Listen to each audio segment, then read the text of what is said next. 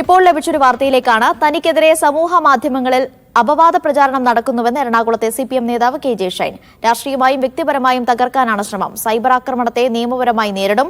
മുഖ്യമന്ത്രിക്കും DGPക്കും വനിതാ കമ്മീഷനും പരാതി നൽകുമെന്നും KJ ഷൈൻ ഫേസ്ബുക്ക് പോസ്റ്റിൽ പ്രതികരിച്ചു.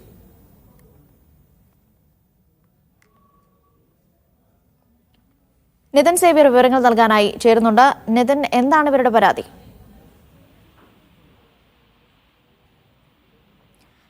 ക്ഷമിക്കണം, സിബി ജോസഫാണ് വിവരങ്ങൾ നൽകാൻ ചേരുന്നുണ്ട്. സിബി, എന്താണ് ഇവരുടെ പരാതിയിൽ പറയുന്നത്?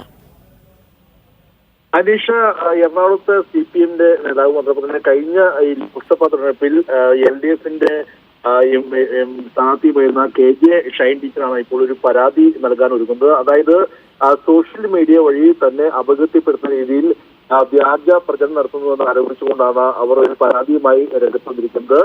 ഇത് മുഖ്യമന്ത്രി, സംസ്ഥാന പോലീസ് മേധാവി, സംസ്ഥാന വനിതാ കമ്മീഷൻ അധ്യക്ഷ എന്നിവർക്ക് ഈ പരാതി നൽകുമെന്നുമാണ് ഇപ്പോൾ അവർ തന്റെ FB പേജിലൂടെ അറിയിച്ചിരിക്കുന്നത്. അതായത് വളരെ മ്ലേച്ഛമായ രീതിയിലൊരു കുപ്രചാരണമാണ് നടത്തുന്നത്. സ്ത്രീകൾക്കെതിരായ ഈ കുപ്രചാരണത്തിൽ ഇതിനെ കൃത്യമായ രീതിയിൽ നിയമപരമായും രാഷ്ട്രീയമായും നേരിടും.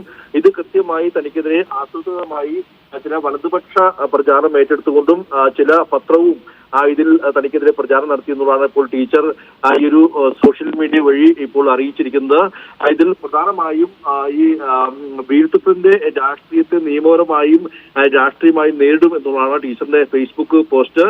പൊതുപ്രവർത്തനം നൽകുന്ന സ്ത്രീകൾക്കെതിരെ ഇത്തരത്തിൽ കുപ്രചാരണം നടത്തുന്നവർ വികൃതമായ മനസ്സുള്ളവരാണ്. ഇവർക്കെതിരെ കൃത്യമായ നിയമ നടപടി സ്വീകരിക്കും. അതിനെ രാഷ്ട്രീയമായും നടപടിയുമായി മുന്നോട്ട് പോകുമെന്നും ഇപ്പോൾ ടീച്ചർ ഫേസ്ബുക്ക് പോസ്റ്റ് വഴി ഇപ്പോൾ അറിയിച്ചിട്ടുണ്ട്. ഇപ്പോൾ ടീച്ചറുമായി നമ്മൾ സംസാരിക്കുമ്പോൾ വ്യക്തമാക്കിയത് ഉടൻ തന്നെ പോലീസിൽ പരാതി നൽകും. അതിനുശേഷം മാധ്യമങ്ങളുമായി സംസാരിക്കുമെന്നുള്ളതാണ് ഇപ്പോൾ ടീച്ചർ നമ്മളുമായി സംസാരിച്ചത്. എന്തായാലും ടീച്ചറിനെതിരെ വ്യാപകമായ ചില കുപ്രചാരണങ്ങൾ സോഷ്യൽ മീഡിയ വഴി ഉണ്ട്. ആ ഒരു കുപ്രചാരണത്തിന്റെ പശ്ചാത്തലത്തിലാണ് ഇപ്പോൾ ഫേസ്ബുക്ക് പോസ്റ്റുമായി രംഗത്ത് വന്നത്.